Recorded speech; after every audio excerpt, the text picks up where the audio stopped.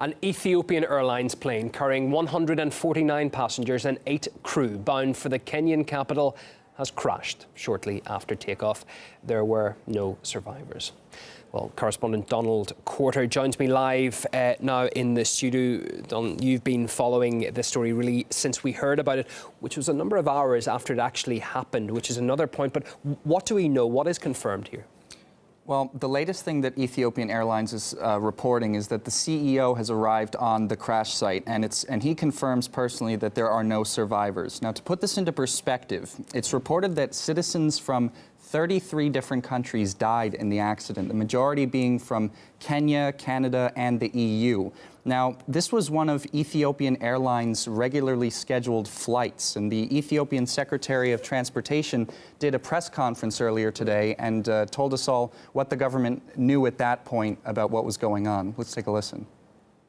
The incident took place at 8:38 when the flight took off from Boeing International Airport, and 6 minutes later it got lost in terms of radar surveillance.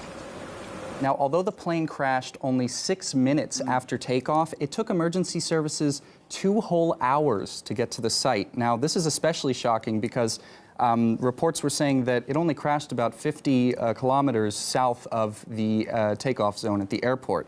One witness even told the BBC that the result of this delay was because the fire was so strong that people weren't able to approach the plane on the crash site.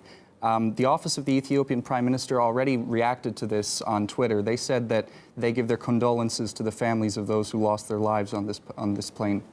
Don, the big question is, of course, now causes. What happened? Do we have any kind of... there's going to be an investigation, of course, but early stages of why this happened? Yeah, well, that's another surprising detail.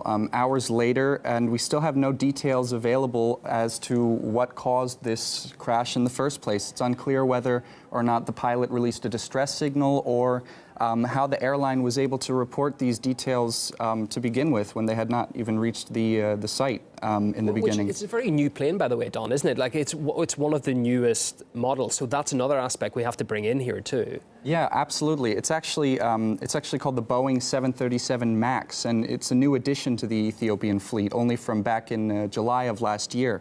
And, you know, a lot of people are drawing parallels to the plane crash that occurred last year in Indonesia with Lion Air's model of the same plane, the Boeing... the exact same plane? Yeah, the Boeing 737 MAX. And just to give you a couple details about that, it was a very similar situation. The plane crashed in Indonesia only several minutes after taking off, and over 180 passengers were killed. Now, Boeing also reacted to that and to this situation. Back then, last year, Boeing issued a warning a year later about this model of aircraft, saying that the 737 MAX might have a tendency to do a nosedive against the will of the pilot of the plane. And Boeing Airplanes actually also responded on Twitter to this specific crash, saying that the company is aware of the accident and they're closely monitoring the situation.